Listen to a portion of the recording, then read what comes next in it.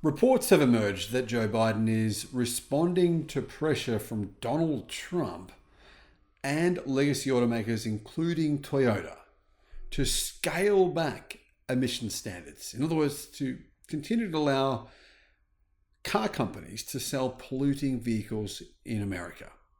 Here's what's going on. Hello, my friends. Welcome to the channel. I'm Sam Evans. You're watching the Electric Viking. It's great to see you. Well, not so great today, to be honest, because this is a pretty sad state of affairs here in America. The US government will reportedly introduce watered down emissions regulations next month. So they're basically going back on what they said they would do, which is disappointing, especially considering some car manufacturers had lobbied for these regulations.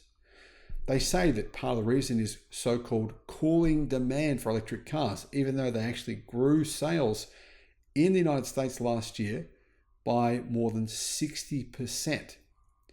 Apparently, pushback from car makers and unions is forcing a change to targets. Now, obviously, those particular unions you'd think that are driving this would be the UAW, because General Motors and Ford have scaled back their EV production numbers for this year. They're losing too much money on every EV they sell. That's the real reason behind that.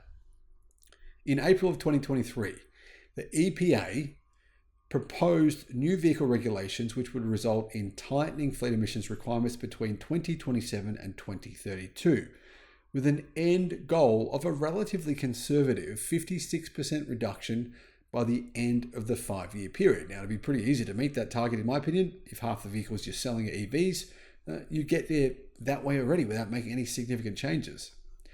However, this target was based on EV sales reaching 60% of new vehicle market in 2030 and 67% by 2032. Experts say those figures are unlikely to be reached. Now, I disagree. I believe those figures will be reached. But anyhow, last year, EVs accounted for 8% of all new vehicle sales in the United States. But that does mean the US has passed that pivot point of 5%.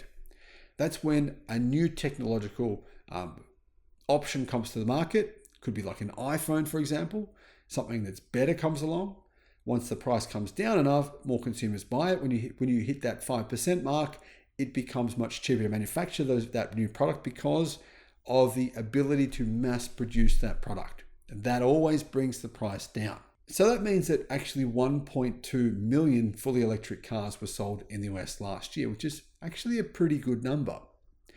As reported by Reuters, the government is likely to scale back the Environmental Protection Agency's I don't believe they're ambitious, but they say ambitious emissions reduction plans, with its new requirements to be based around slower EV sales. When the EPA first announced its emissions proposals, the United Auto Workers Union, which represents Stellantis, General Motors and Ford, suggested that the regulation should be introduced more gradually and across a greater period of time. So it's believed by many analysts that these are the biggest car makers also in cahoots with Toyota that are putting pressure on the Biden administration to change the EPA standards, basically to allow cars to pollute.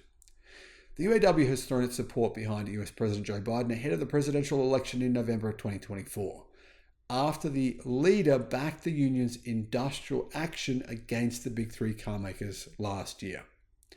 Legacy car makers in the United States, those of which have traditionally sold internal combustion powered vehicles, have urged President Biden to water down his EV sales target, citing cost to consumers and infrastructure delays. Now, I believe his target is very conservative. It's 50% by 2030. That's 6 years away. Considering battery manufacturers have just reduced prices enormously over the past 12 months, it shouldn't be an issue to hit those targets at all. The peak body for US car makers, the Alliance for Automotive Innovation, AAI, has previously suggested the requirement should instead include hybrids and plug-in hybrids as well as EVs, with a target of 40 to 50% market share by 2030 for these three vehicle types combined. I mean, imagine if only 40% of all vehicle sales in 2030 were a combination of hybrids, plug-in hybrids, and EVs. That would mean the US would be like a backwater in comparison to Europe and China and many other countries, even in Southeast Asia. The EPA previously estimated the proposed emissions regulations could save motorists an average of US $12,000 across the life of their vehicles due to fuel savings and lower maintenance costs. But that doesn't even calculate in the fact that EVs batteries are now lasting for well over 300,000 miles on average, meaning the vehicles themselves generally last as much as twice as long as an internal combustion engine vehicle. The EPA also claimed almost 10 billion tons of CO2 emissions could be reduced through 2055, equivalent to 5 years of the entire US transportation sector's current greenhouse gas output, if they had just simply hit those targets, which they say now they're probably not going to do.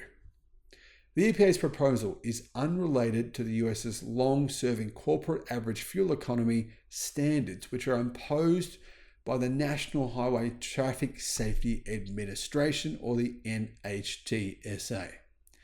A change to these standards, upon which the framework for Australia's new vehicle efficiency standards will be based, is expected to be announced middle of this year.